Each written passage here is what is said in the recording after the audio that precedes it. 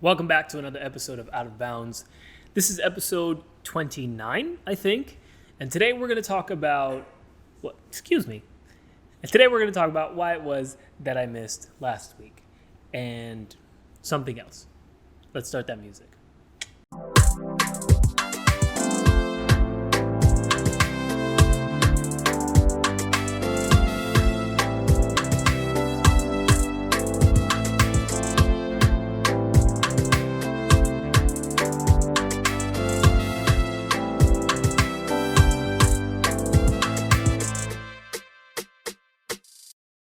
Welcome back. I'm your host, Danell Leyva. This is episode 29 of Out of Bounds. I missed last week. I didn't do one last week because I genuinely couldn't. I was way too busy doing way too many things. And this is why we're here. This is what we're going to talk about. Last week, actually, I was in LA. I'm back in Miami. By the way, look at this background. God, I'm so good. The most talented. I'm back in Miami at my family's house, and unfortunately, last week, like I said, I couldn't actually record an episode because I was really, really busy. I was fortunate enough to get cast in a HULU show as a co-star for the show Love Victor, season 2. It's going to be coming out in the summer, I think. Amazing. It was my first time ever booking something that big. It was a huge deal for me. Very, very excited about it. And the way that it happened was the most interesting part because originally I didn't actually go out to LA to get the part. I went out to LA because I had this overwhelming feeling that I needed to be there. I was just like, I don't know what it is. I need the energy of LA. I need to go, and I just need to be there for 4 days. Okay? I'm going to do 4 days. I'm going to fly into Vegas. I'm going to stay in Vegas for a night. I'm going to drive into LA, and then I'm going to stay there for 4 days. I'm not even going to go anywhere. I'm literally going to just sit and stay and sleep on my friend's couch. I just need to be in LA. That was my whole plan. I literally packed a duffel bag and a backpack. I did pack all of my podcast equipment just because I needed to film one episode of the podcast. I ended up filming like a couple out there, and I also had a couple auditions. So thank God that I brought like my ring light and stuff like that. But honestly, the whole point of that trip wasn't for me to go out and stay as long as I did. I ended up having to stay a whole month, and here's why. So I flew into Vegas on January 21st, drove to LA on the 22nd. Literally on my way to from Vegas to LA, I get a call from my manager. She says, "Hey, that audition that you did, you're the top choice. Stand by to see if you booked it." And I was like, and then 30 minutes after I get to my friend's house, my manager calls me back and she's like, "Hey, you booked it." I was like, and then I asked her, I was like, "Okay, when are the dates, this and that?" And she said, "Okay, the dates they're asking you to be available from the 8th through the 19th. And I was like, "Ooh, that's a long time, but whatever." And I asked her, I was like, "Listen, I'm actually in LA right now. Should I just stay here?" And she said, "You know what? Yeah, it's actually perfect because that way you can have that like 2-week quarantine here anyways before." And I was like, "Dude, perfect." So honestly, everything worked out exactly the way that it was supposed to. And I could not have been happier for it, And granted, it's not like a massive role. It's not a recurring role, I think. As of now, it's not. Maybe let's cross all of everything and let's put that into the universe. Hopefully it does become that. But that wasn't the point. The point was the fact that I got my first big like TV spot, and it's huge, man. It's huge. I obviously was so happy. And I actually, the scene that I did was with like the main character and his boyfriend. And so just being on set was amazing. The greatest thing about it was the fact that I had to, what's this? got an update on my laptop. The greatest thing about it was the fact that, of course, they finally gave me the exact dates of when I was going to film. They gave me the dates of when I was supposed to do my COVID tests. I did 3 COVID tests before going into film. I had obviously my fitting day. And then the second day, I think the second day was just for the second COVID test. But the first time I went in to do the COVID test, it was actually at Fox Studios in LA. And anytime I've ever been on any sort of massive, lot, on a studio lot, I always feel like I'm at home. I always feel like that's where I belong. And it never gets old. And that's the thing. I was talking to my friend Brian, and he's in the industry, and he's just like a phenomenal human being, and he's a great friend of mine. And we were talking about, and obviously he's been in the industry for a long, long time. And I was telling him that, that like every time I walk on a lot, it's like, it's amazing. It's like going to Disneyland for me, The cool thing about it too was that the first time I went in, it was for the first COVID test. And then after that, like 2 days later, I went in for the fitting. When I went in for the COVID test, I got an Uber. They dropped me off. I walked straight to the testing site where I was supposed to be.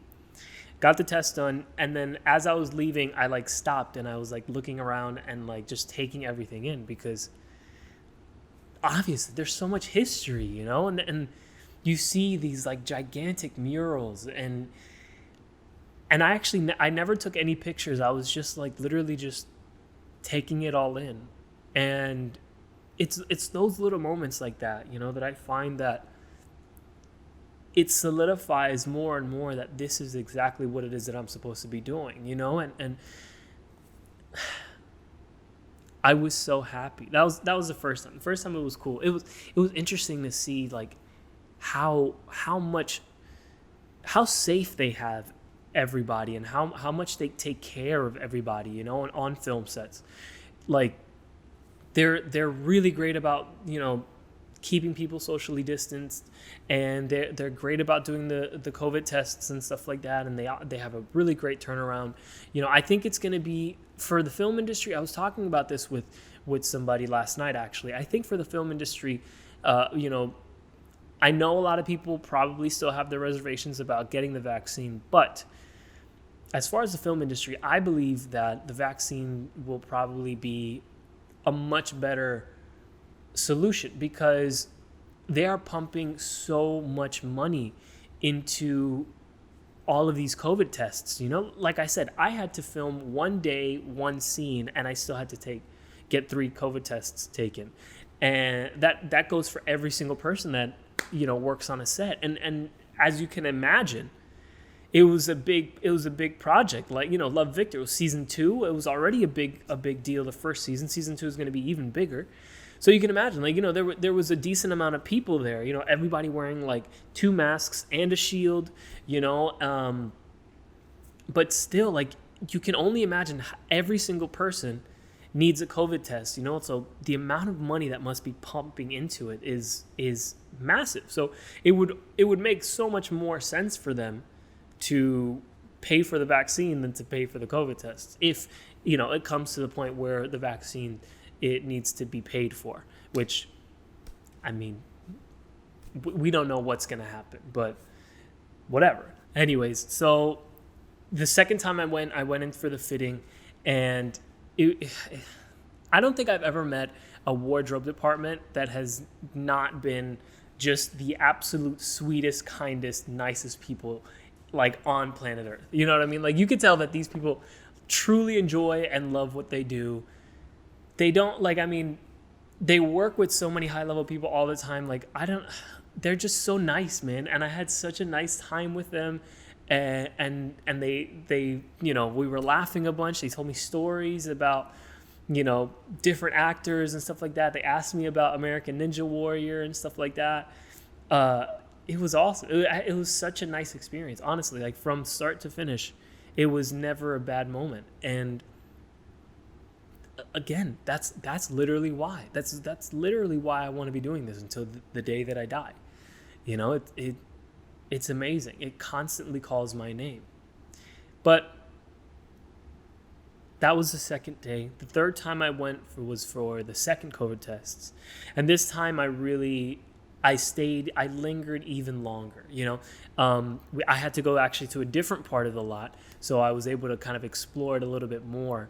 And there was this massive like Simpsons mural. There was a gigantic Marilyn Monroe mural there. I don't know if all big studio lots like that have this particular section, but I know for sure that one, and I think Paramount Pictures also has it, where it's like a whole block, almost like 2 blocks, and it looks like New York. They make it so the buildings and everything literally looks like New York, and it's amazing because you're like completely transported, right? And looking at it from slightly afar, you're just like, dude, holy shit. Walking up to it, like you see where how they can create these buildings and stuff, and I love that. I love seeing the magic that happens behind the magic, But yeah, that third time that I went in, I lingered, I stuck around, I was looking around. I found this. There's this Napoleon statue actually. He's like standing next to like a tetherball thing, and he's like holding a tetherball, and I think it's a bronze statue, and it's like a Vote for Pedro shirt and stuff like that. It's really cool, honestly. It was so cool. Funny enough, walking in, I thought it was a real person because it was kind of far and it was like light, sun shining in my eye, and he was just like standing there. I was like, what's going on? There's this guy. What's happening? And then I got closer and I noticed it was fucking Napoleon Dynamite, and I was like, oh. After that, I had the last COVID test, and that one I went in, and that one I did take pictures. I took pictures of like the New York block. I took pictures of the Marilyn Monroe thing, more so to send it to my mom and to show her, like the inside of a big studio lot. I wish that I could, that would be my, not I wish, I know that it's going to happen at some point soon, but I can't wait for that to be like my everyday job, where I go in and I'm just like walking into a gigantic film set, we didn't get to film my scene on location. So we didn't film on the lot. We filmed in a house that was like literally 1 single mile away. Gorgeous house. Jesus Christ, the most beautiful house. It was amazing. The backyard was awesome. They had everything. It was just so cool how they lay everything out, specifically now because of COVID and stuff. And they like have each department separated enough so that, like whenever you need to go to that specific department, you go, and it's like still safe. It's amazing. I met obviously, Michael, which is the main guy, and then the guy who plays his boyfriend Benji. His name is George. They were great, man. They were so nice.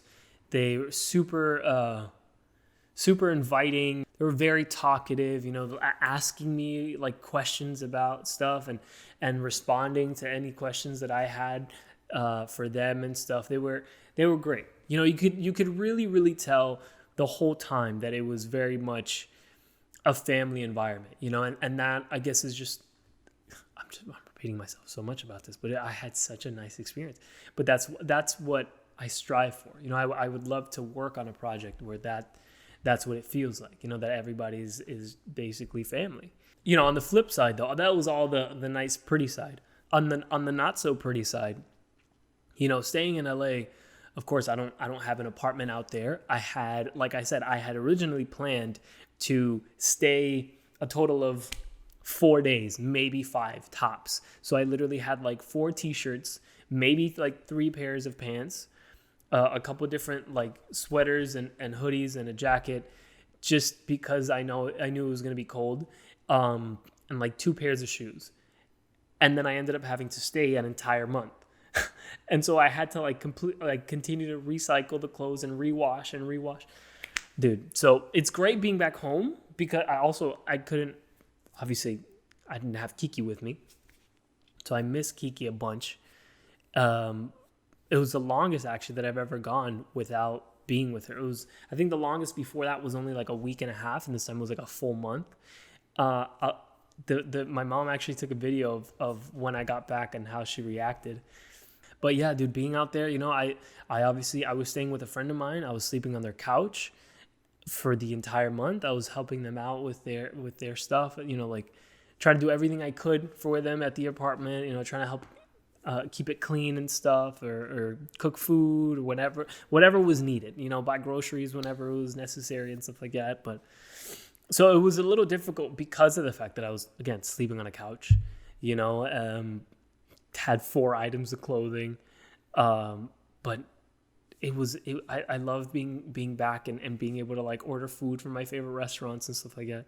Going on public transportation, it was, I had to do that a couple times actually, because, Uber's, I was going to like lose all, I actually almost did. I almost lost all of my money only on Ubers, right? So I had to take public transportation sometimes, which sometimes it was great. Sometimes the bus literally just didn't stop. And I was like, dude, there was one point I was literally at the right bus stop. I saw the bus coming in and I waved and the dude just kept driving. And I was like, I got to go to the beach, 'cause fortunately my friend lives like really, really close to the beach. So we got to go to the beach. I found this little like breakfast spot that was like maybe a mile and a bit away. I walked there a couple times. It was so good. I loved it because they had just opened outdoor dining, so I was able to eat outside and just enjoy my breakfast and stuff like that. And God, it was so nice. I loved being back there. I honestly can't wait to go back already. I've done a couple auditions, and some projects, I think all of the projects actually that I've done the auditions for start in March. So again, fingers crossed heavily to hopefully start in March, because then I would be able to go back. But yeah, so that was the main reason why, very long-winded way to say why that was the main reason why I missed the podcast last week, because I genuinely didn't. I was also getting a bunch of auditions while I was out there, and doing a bunch of different things. I started a Twitch channel that I was doing that a bunch out there. Definitely follow me on Twitch.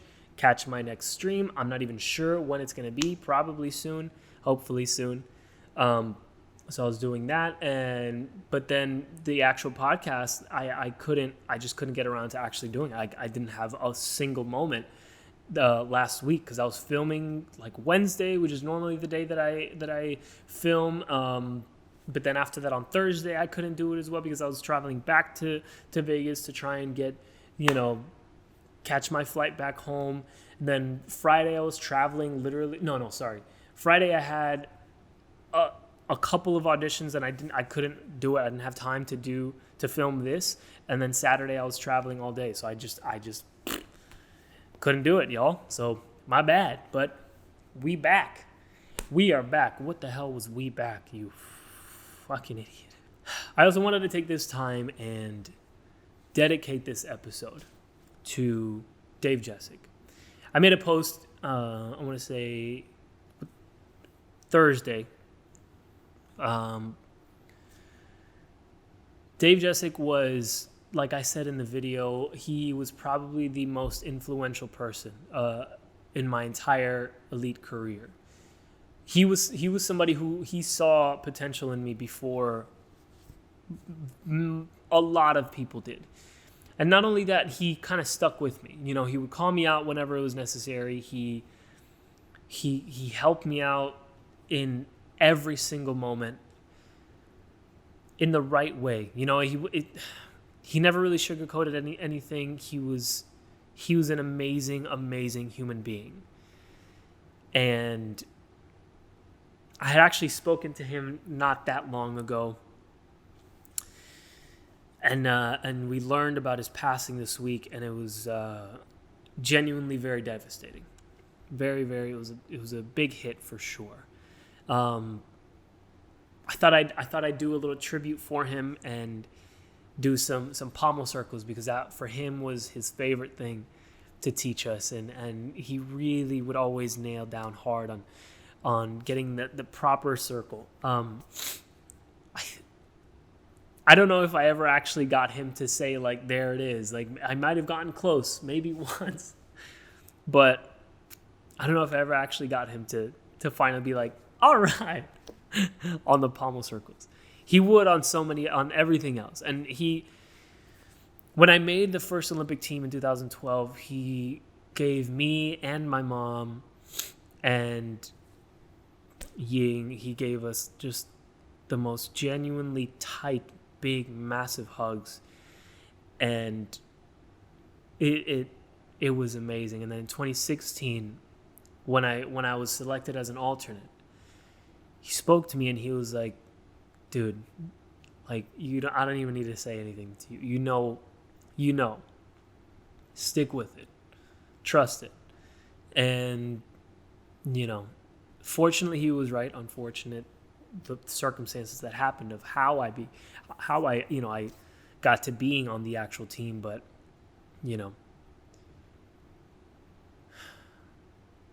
I think he was one of the first people that called me after I got back home from 2016, and he was definitely one of the first people I spoke to. And then we always kept up. I love Dave a lot. He truly impacted me, and I genuinely contribute all of my success as a senior athlete to Dave. And it's really interesting because it's a massive coincidence for all of the things that lined up identically, damn near identically.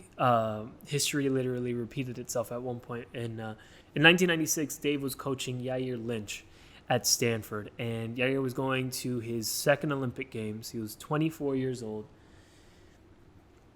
qualified into P-bars. I think he had a massive rip on his hand. Yeah, he had a massive rip on his hand. And he did one of the most perfect routines of his career, and I think like just of gymnastics. It was beautiful. Got second place. 20 years later, Dave was also very much involved in my career. He wasn't like, an everyday coach, but like every single time that I would see him at camps or clinics or anything, sometimes we would call and talk, always very present in my career. 20 years later, I'm 24 years old, going to my second Olympics, qualifying into parallel bar finals.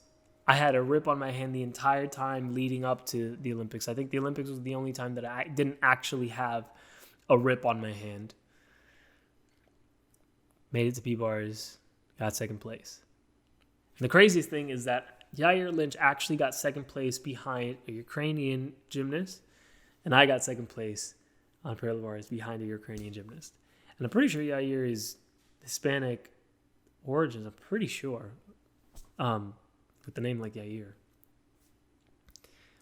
But what a nice little coincidence that Dave was very heavily involved in both of our careers, and both of us had the exact same result, 20 years apart. But yeah, Dave was a great guy. I think his legacy is going to live on, and I miss him already. So Dave, this is for you. I love you. Pamela, Luca, this is for you as well. Sending you both so much love. And thank you guys for being here. Next week, not sure what I'm going to talk about, but I appreciate you sticking around. And make sure to hit that like button, subscribe, comment, and all the things. Turn on the notification bell, share this, whatever. Thanks for stopping by. I'm out.